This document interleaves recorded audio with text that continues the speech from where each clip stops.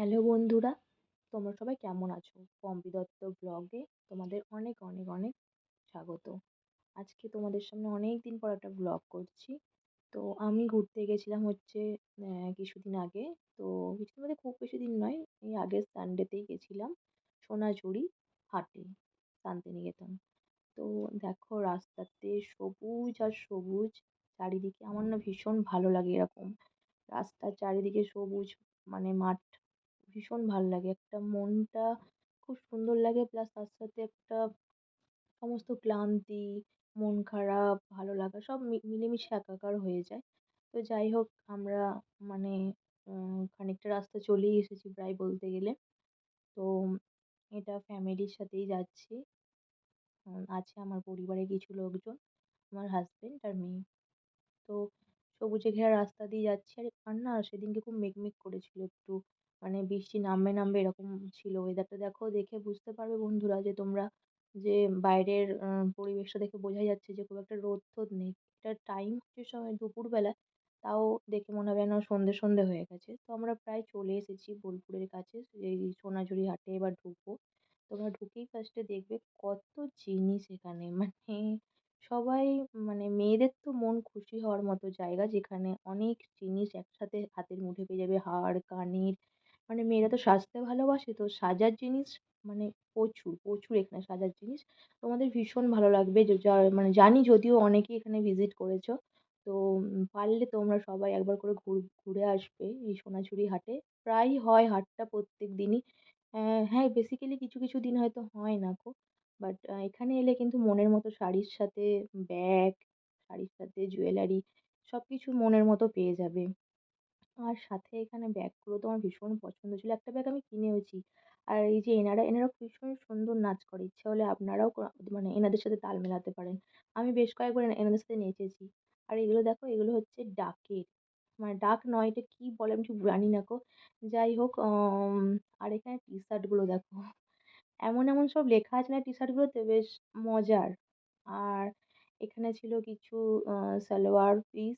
আর এই যে এরা নাচ করছে, মাঝে মাঝে থেমে যাচ্ছে।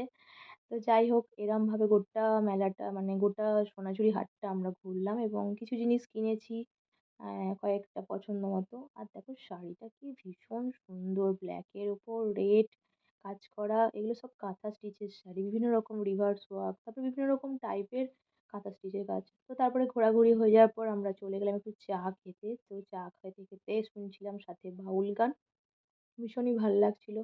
সন্ধ্যার পরিবেশটা একদম অন্যরকমই লাগছিল।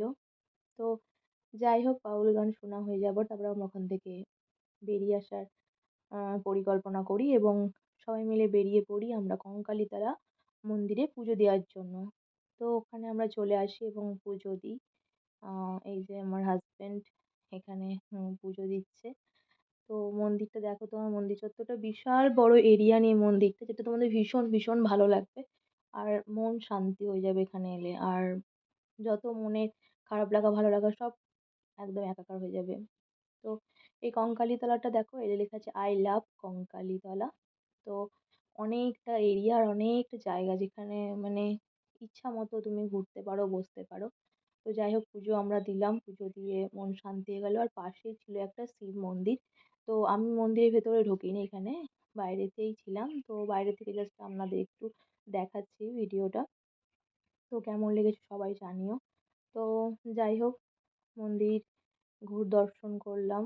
তারপরে আমরা বাড়ি ফেরার পথে খোয়াই বলে একটা রেস্টুরেন্টে খাওয়া দাওয়া করলাম, রাতের ডিনারটা সেরে নিলাম এখানেই। এই যে ফার্স্টে আগে আবিরাকে খাইয়ে দিলাম, আমাদের ডিনার অর্ডার করা হয়েছিল। তো আগে আবিরাকেই খাইয়ে দিলাম। ওর না খাওয়া হলে তো আমার আবার শান্তি হয় না, মানে সব মাদের একই, বাচ্চা না খেলে মাদের খেয়ে বসে কোনো কিছু করে শান্তি নেই। তো এখানে একটা থালি অর্ডার করা হয়েছিল, বাঙালি থালি। প্লেন ভাত, রাইস, ডাল, আরও অনেক কিছু ছিল। তো সেটা একটা থালি অর্ডার করেছি, সেটা অন্যজন খেয়েছে। তো দেখো, রেস্টুরেন্টটা ছোটোর মধ্যে ভীষণ সুন্দর, আমার তো খুব ভাল লেগেছে কাজগুলো। এটা মুখ ধোয়ার বেসিনের কাজটায়। তো তারপর দেখো সিলিংগুলোও খুব সুন্দর করে মানে কাজ করা। আর এখানে একটা অ্যাকোয়ারিয়াম ছিল। তো অ্যাকোয়ারিয়ামে মাছগুলো আবিরা দেখছিল, সাথে সাথে আমি একটু ভিডিও শ্যুট করলাম।